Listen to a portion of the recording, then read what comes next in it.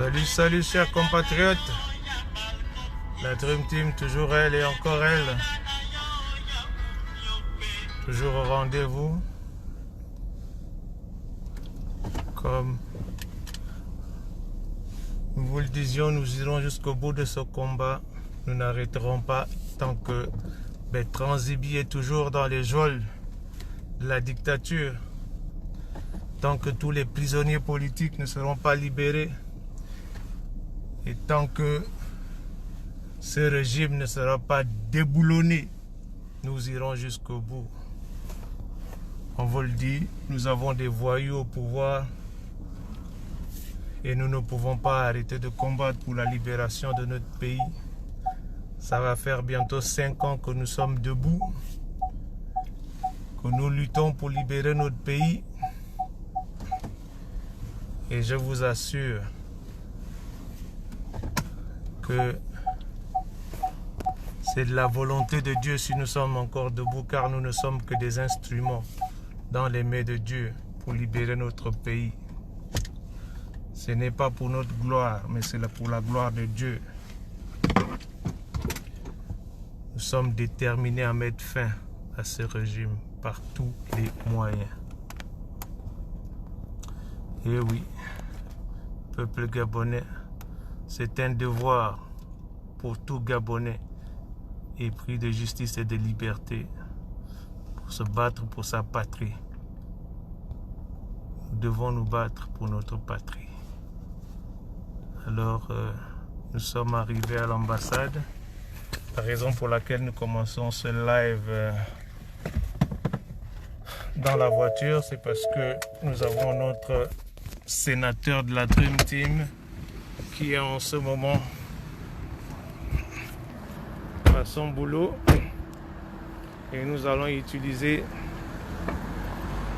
la technologie pour qu'il intervienne en direct sur Facebook. Donc nous attendons notre compatriote Soukous Mikouman. Et comme convenu tous les vendredis, nous sommes au sanctuaire, le sanctuaire de la résistance. Et oui, comme je vous disais, nous sommes des instruments dans les mains de Dieu pour libérer cette patrie, libérer le Gabon. Et quand je dis nous, j'inclus tous ceux qui sont encore debout pour la libération du Gabon. J'inclus la résistance de France et tous ceux qui nous donnent des informations à huis clos. Nous sommes debout et nous irons jusqu'au bout. C'est Dieu qui a mis ce combat dans nos cœurs. C'est un combat que nous menons physiquement, mais aussi moralement. C'est un combat physique, moral et spirituel. C'est un combat spirituel. Donc Dieu, dans sa parole, dit: faites le premier pas et je ferai le reste. Nous sommes debout depuis plus de 5 ans. Dieu fait son travail. Il confond en ce moment les voyous qu'on a au pouvoir. Vous voyez qu'ils se font la guerre entre eux. Les uns vont en prison, les autres meurent. C'est justement Dieu qui est en train de les confondre. Rien ne marche au pays en ce moment. Tout ce qu'ils veulent entreprendre tombe dans l'eau. Tout simplement parce que Dieu est en train de faire son travail. Et nous également, nous devons travailler. Nous devons nous lever, mener des actions.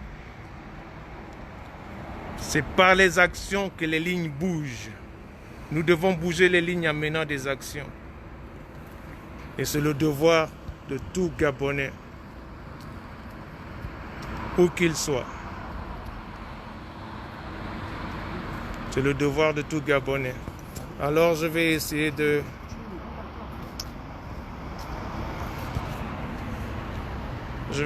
passer la parole au grand Soukous.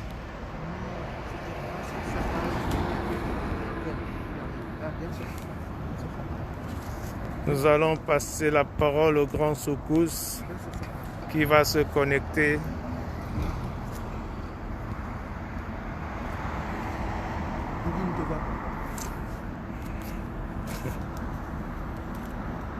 Le grand Soukous a un problème en ce moment de technologie. C'est ce que je fais. Voilà. Approuve. OK.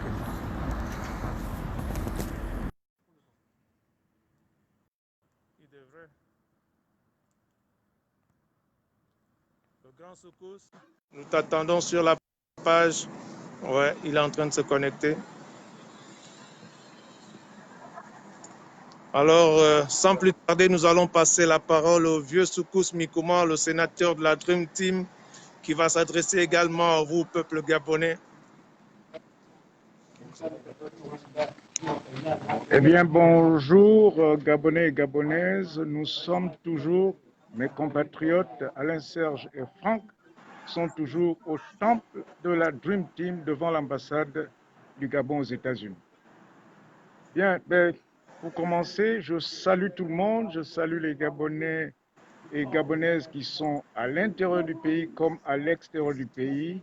Et je vous souhaite déjà une bonne fête de Noël et des fêtes de bonne année. Bien, nous parlons toujours de la situation qui prévaut chez nous, où la Légion étrangère a la même mise sur tous les mécanismes étatiques de notre pays, ce qui n'est pas bon, pour nous, pour notre indépendance, pour la souveraineté du peuple gabonais. Comme tous les vendredis, nous faisons appel à nos compatriotes pour que cette affaire s'arrête, que nous nous battions pour notre pays son indépendance. Indépendance qui prévaut autour d'Israël, parce qu'en fait, nous sommes dominés par des étrangers qui veulent faire du mal, qui veulent nous faire du mal, qui veulent détruire notre vivre ensemble. Et cela est inadmissible. Inadmissible. Pourquoi? Parce que, je prends un exemple, il y a Madame Sylvia Bongo qui contrôle tous les instruments étatiques de notre pays sur le plan financier. Elle a même 3 avions de l'État qu'elle utilise à son gré.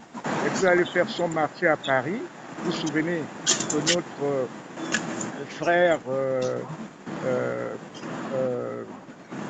l'avait donc surpris à Paris en train de faire des courses avec l'avion qui est supporté, qui est payé par l'État gabonais. C'est inadmissible. Elle n'est que la femme de l'ancien président du Gabon. Cet ancien président du Gabon est Ali Bongo.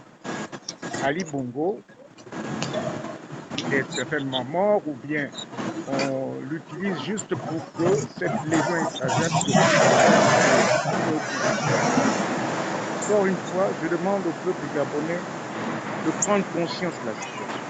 Prendre conscience de la situation parce que nous avons perdu presque le contrôle de notre pays par ces étrangers, par un groupe d'étrangers qui injectent donc la mauvaise gouvernance parmi nous.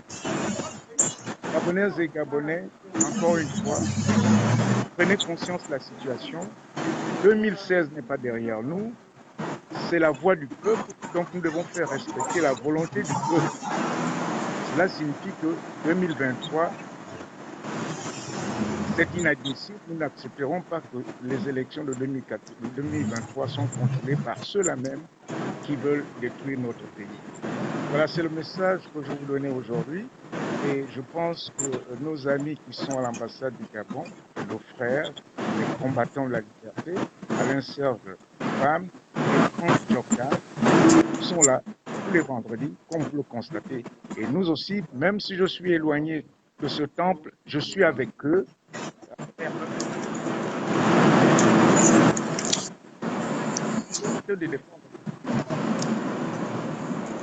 Ok, merci peuple gabonais. C'était le Soukous qui s'adressait à vous et qui vous demande de prendre vos responsabilités pour libérer notre pays. Nous devons le faire.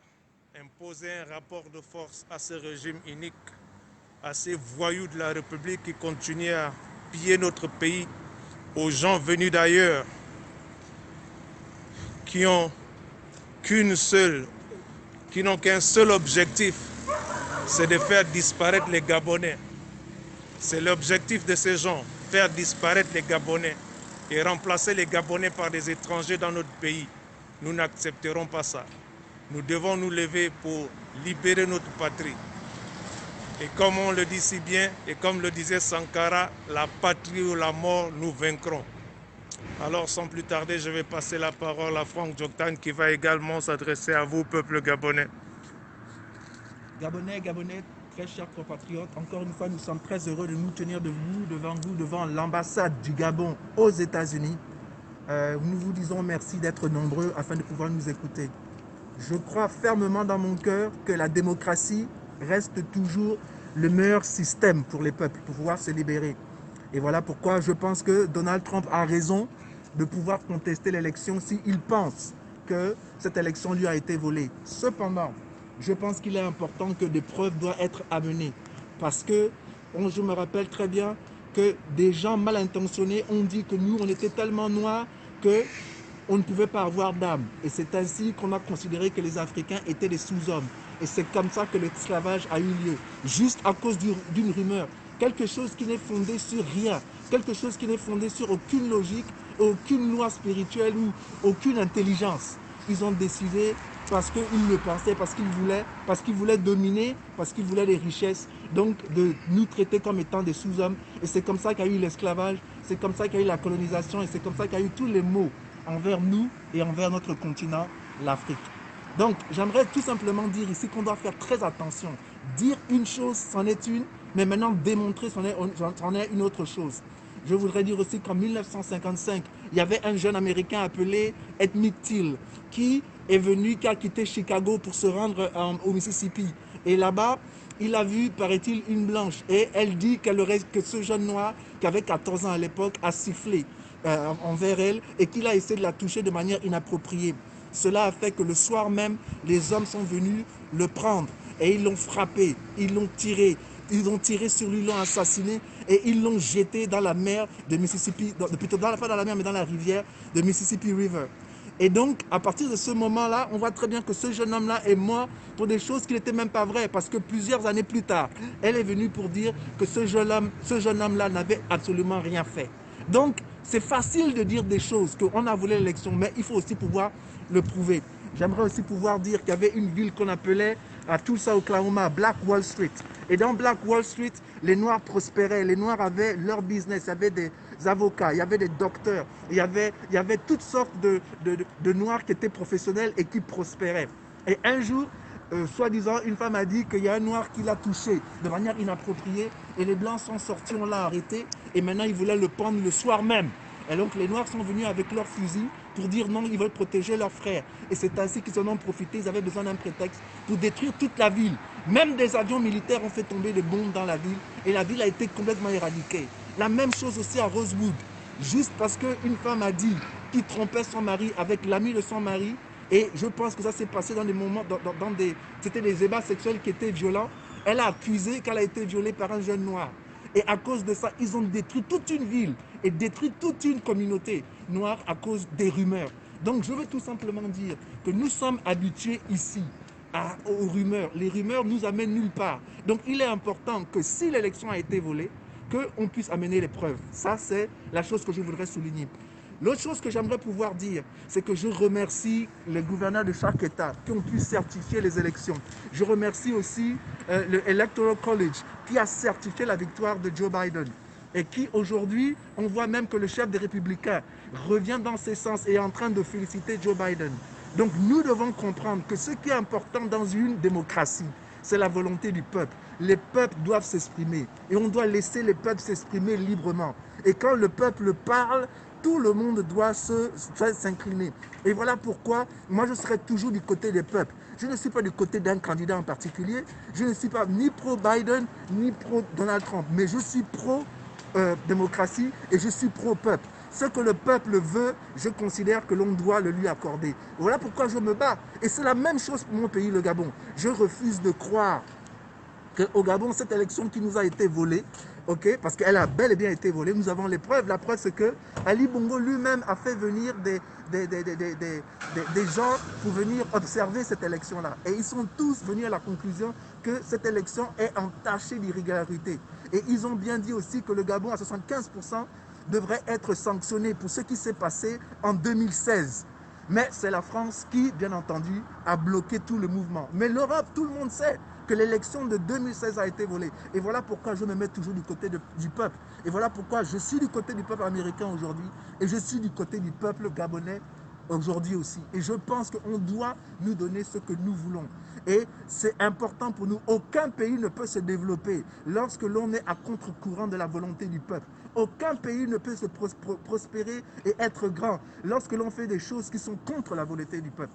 Maintenant, j'ai vu un documentaire de Samuel L. Jackson et cela me fait plaisir de voir un noir américain qui s'intéresse à ses racines et qui retrouve ses racines au Gabon et qui fait un documentaire sur le Gabon. Mais j'ai vu aussi, ce qui m'a touché, c'est que c'était Lee White qui lui montrait les merveilles de notre pays et qui lui parlait, qui lui racontait l'histoire du Gabon. J'ai un problème avec ça, parce que personne ne peut raconter notre histoire mieux que nous-mêmes. N'y a-t-il pas de Gabonais dignes de souche qui sont capables de raconter l'histoire du Gabon, qui sont capables de faire comprendre à quelqu'un qui reconnecte avec sa communauté ou avec son ascendance, qui connecte avec les gens d'où il est issu?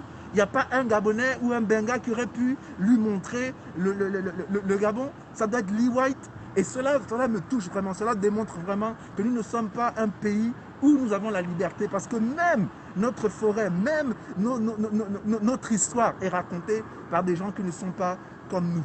Et donc, il est important que nous reprenons le contrôle de notre nation. Et voilà pourquoi je remercie aussi Rekula qui fait un travail merveilleux en montrant au monde les dérives des multinationales dans notre pays, des choses qui ne seraient jamais passées dans leur propre pays.